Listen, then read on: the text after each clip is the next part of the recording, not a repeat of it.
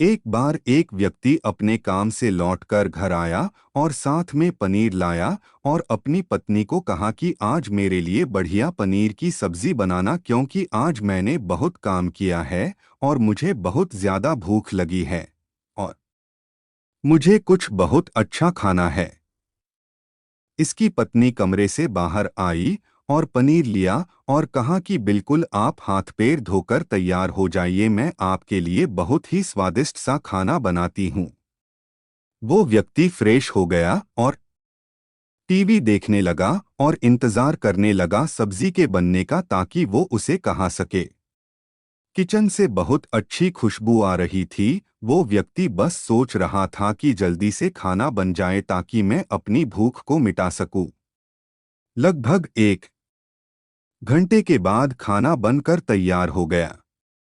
स्वादिष्ट सा भोजन अब खाना लगने ही वाला था कि उस व्यक्ति ने अपनी पत्नी से पूछा कि खाने में नींबू है कि नहीं क्योंकि मुझे पनीर की सब्जी में नींबू डालकर खाना है।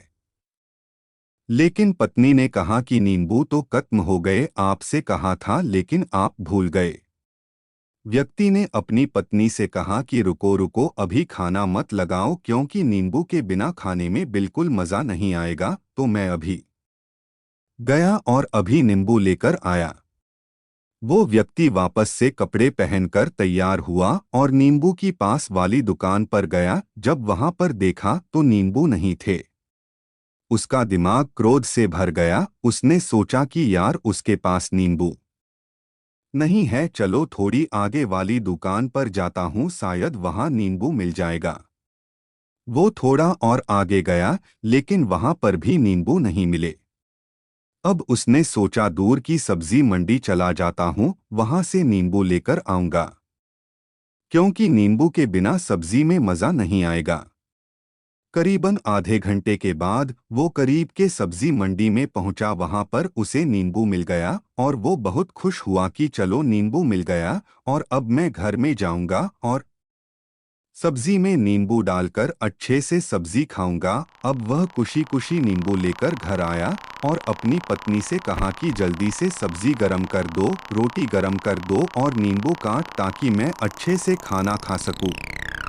अब थाली लगाई गई, सब्जी परोसी गई और नींबू रखी गई। उसकी पत्नी सामने ही बैठी थी और वो व्यक्ति थोड़ी देर के लिए कुछ सोच में पड़ गया। उसके बाद उसने नींबू की प्लेट उठाई और दरवाजे से बाहर की ओर फेंक दी और जोर जोर से चिल्लाने लगा, मैं जीत गया, मैं जीत गया। पत्नी ये देखकर घबरा गई कि कहीं ये पागल तो नहीं हो गए, इन्होंने सारे के सारे नींबू दरवाजे से बाहर की ओर क्यों फेंक दिया। उस पत्नी ने उस व्यक्ति पर चिल्लाया और कहा कि आप पागल हो गए हैं, अभी तो इतनी देर तक नींबू के बारे में पूछ रहे थे और अभी जब नींबू घर पर ले आए और खाने बैठ गए तो आपने इन नींबुओं को दरवाजे से बाहर फेंक दिया और अब चिल्ला रहे हो कि मैं जीत गया, मैं जीत गया। पत्नी पूछी, आप किस चीज में जीत गए, हुआ क्या। अब व्यक्ति खुशी खुशी बैठ गया और अपनी पत्नी से कहा, आप भी बैठो, इत्मीनान रखो, बताता हूँ कि क्या हुआ।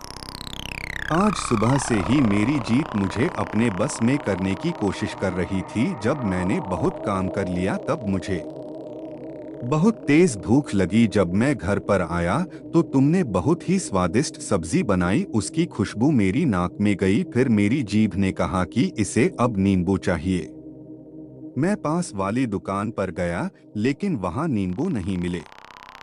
थोड़ी और दूर गया, वहां पर भी नहीं मिले तो मुझे उसने और दूर लेकर गई। मैं उसके वश में आ गया और जैसी ही वह कहती रही वैसा मैं करता गया।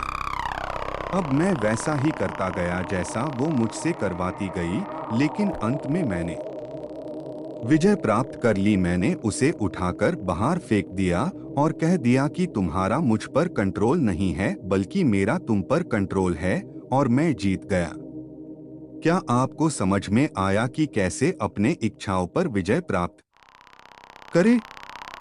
कई बार लोगों को शराब पीने की आदत लग जाती है और उस चक्कर में वो भटकते रहते हैं। यदि एक जगह नहीं मिलती तो दूसरी जगह जाए हैं, दूसरी जगह नहीं मिलती तो तीसरी जगह जाते हैं। और अक्सर युवाओं के साथ ऐसा जरूर होता है कि वो शराब पीने के लिए बैठते हैं, सारी शराब खत्म हो जाती है, उसके बाद एक ना एक व्यक्ति जरूर कहता है कि यार और चाहिए के चक्कर में शराब ढूंढने के लिए निकलते हैं। देर रात हो जाती है, वो भटकते रहते हैं, एक जगह नहीं मिलती तो दूसरी जगह जाते हैं, दूसरी जगह नहीं मिलती तो तीसरी जगह जाते हैं और अपने समय, पैसे और अपने आप को बर्बाद करते रहते हैं। यदि आपने अपनी इंद्रियों पर विजय प्राप्त नहीं किया तो आप भी नींबू की खोज में सिर्फ भटकते ही रहेंगे और हमेशा परेशान रहेंगे। इसीलिए अपनी इंद्रियों पर काबू पाइए और अपनी जीवन को खुशी खुशी बिताइए। आशा करता हूँ कि इस स्टोरी के माध्यम से आपको कुछ न कुछ सीख जरूर मिली होगी। अगर मिली हो तो अपने दोस्तों के साथ ज़्यादा से ज़्यादा शेयर ज़रूर करें। ऐसे ही motivational speech, inspirational story, quotes और लाइफ में सक्सेस कैसे पाए, ऐसे नॉलेज के लिए इस ब्लॉग पर आकर पढ़ सकते हैं।